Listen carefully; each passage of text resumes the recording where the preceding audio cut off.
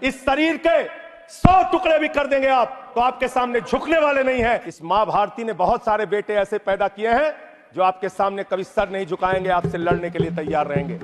हम आ भी भरते हैं तो हो जाते हैं बदनाम, और वो कत्ल भी करते हैं तो चर्चा नहीं होता। 100 साल पुरानी संस्थाएं, वहां से निकले हैं आप लोग। 100 साल हो गया, लेकिन दिमाग अभी भी बच्चों का, अभी बच्चों की तरह खेल रहे हैं। कि तुम्हारी पोल पट्टी खोलने लग जाए तो क्या हो, तुम्हारी पोल पट्टी खोलने लग जाए तो क्या हो, अगर मंदिर की मूरत बोलने लग जाए तो क्या हो, बताओ ब्रह्म बेला में जहां तुम पाप धोते हो वही सरयू का पानी खौलने लग जाए तो क्या हो। आपने कहा राज्यों के विकास से ही देश का विकास होता है। यह बात सुनकर मेरी आंखों में आंसू आ गया। इतनी बढ़िया बात, इतना उदार हृदय आपका, वाह वाह वाह वाह वाह वाह। सभी का ध्यान बांटा जा रहा है, सभी का ध्यान बांटा जा रहा है, यह हिंदुस्तान बांटा जा रहा है, सभी का ध्यान बांटा जा रहा है, यह हिंदुस्तान बांटा जा रहा है। हमें ये मंदिर और मस्जिद दिखाकर हमारा ध्यान बांटा जा रहा है, हमारा ध्यान बांटा जा रहा है। आपने बात की कि आप 5वीं सबसे बड़ी अर्थव्यवस्था बन गए दुनिया में, बहुत अच्छी बात है, मैं आपको शुभकामनाएं देता हूं। भारत को दुनिया की पहली नंबर की अर्थव्यवस्था बनाइए, हम सब खुश होंगे।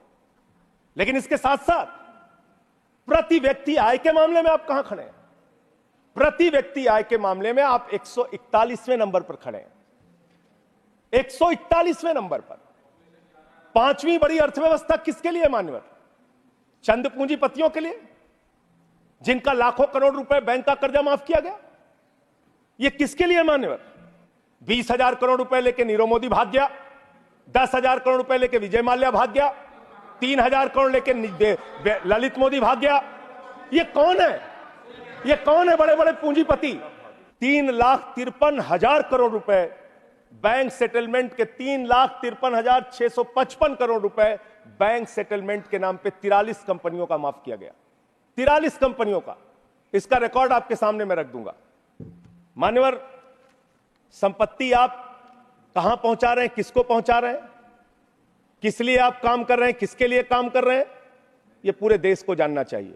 जब व्यक्ति अहंकार में होता है तो उसको कुछ दिखाई नहीं पड़ता। मान्यवर, रावण भी अहंकार में था, उसने लगा प्रभु श्री राम वनों में रहने वाले, जंगलों में रहने वाले, वो मेरा क्या बिगाड़ पाएंगे।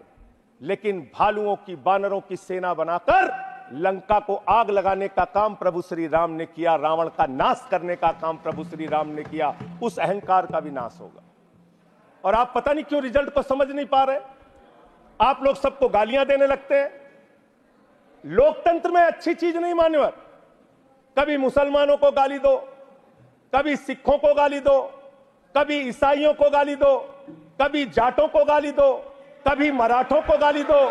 तुम्हारी पोल पट्टी खोलने लग जाए तो क्या हो, तुम्हारी पोल पट्टी खोलने लग जाए तो क्या हो, अगर मंदिर की मूरत बोलने लग जाए तो क्या हो, बताओ ब्रह्म बेला में जहां तुम पाप धोते हो वही सरयू का पानी खौलने लग जाए तो क्या हो। आज सरयू का पानी उबाल मार रहा है। अयोध्या में जो हालात है वो आपको देखना चाहिए। इससे आपका कोई राजनीतिक फायदा नहीं होगा। मेरी बात को इस सदन में बोल रहा हूं, इसको याद रखिएगा। इससे आपका कोई राजनीतिक लाभ होने वाला नहीं है। और आप 1925 की संस्थाएं, 100 साल हो गया, 100 साल पुरानी संस्थाएं, वहां से निकले हैं आप लोग। 100 साल हो गया, लेकिन दिमाग अभी भी बच्चों का, अभी बच्चों की तरह खेल रहे हैं। अरे मैं राजनीति में आया डॉक्टर लोहिया को पढ़ के, लोकनायक जयप्रकाश नारायण को पढ़ के, राष्ट्रपिता महात्मा गांधी को पढ़ के, शहीद आजम भगत सिंह को पढ़ के। इस शरीर के 100 टुकड़े भी कर देंगे आप तो आपके सामने झुकने वाले नहीं हैं, आपसे लड़ेंगे और जीतेंगे। आप डालिए, उत्पीड़न कीजिए, जितना करना चाहते हैं आप कीजिए उत्पीड़न। 6 महीने जेल में रखा आपने सोचा आपके सामने नतमस्तक हो जाएंगे। इस मां भारती ने बहुत सारे बेटे ऐसे पैदा किए हैं जो आपके सामने कभी सर नहीं झुकाएंगे, आपसे लड़ने के लिए तैयार रहेंगे। याद रखिएगा। एक ही बात कह के अपनी बात को खत्म करूंगा कि अभी सवेरा है। अगर आप सही रास्ते पे आ जाएंगे तो अच्छा है। अहंकार के रास्ते पे विनाश ही मिलेगा, आपको विकास नहीं मिलेगा, देश को आप आगे लेके नहीं जा पाएंगे। अहंकार छोड़ दीजिए। ये सबसे बड़ी बीमारी आप लोगों को लग गई है। सबका मजाक उड़ाना, सबको गालीबाजी करना, ये सब छोड़ दीजिए। इससे आपका कोई फायदा होने वाला नहीं है, इससे कोई फायदा नहीं होने वाला है। मान्यवर, अमृतकाल के अंदर यह सवाल तो आपसे बनता है, यह पूछना तो आपसे बनता है कि जब प्रभु श्री राम के मंदिर का शिलान्यास हुआ तो तत्कालीन राष्ट्रपति वहां पर क्यों नहीं थे? जब उस प्रभु श्री राम के मंदिर का उद्घाटन हुआ तो मौजूदा राष्ट्रपति वहां पर क्यों नहीं थी? विपक्ष को भी अपने साथ लेकर चलिए। इतना अगर आप टारगेट करके एक एक पार्टी को खत्म करने की कोशिश करेंगे तो जो दूसरों को खत्म करने की कोशिश करता है वो अपने आप ईश्वर उनको सही रास्ते पे पहुंचाने का काम करता है। और रावण का अहंकार नहीं चला मान्यवर तो किसी और का अहंकार क्या चलेगा? और हिंदू धर्म कितना विराट धर्म है, कितना विशाल धर्म है। हिंदू धर्म तो वसुदेव कुटुंबकम की बात करता है, कहता है पूरा विश्व हमारा परिवार है।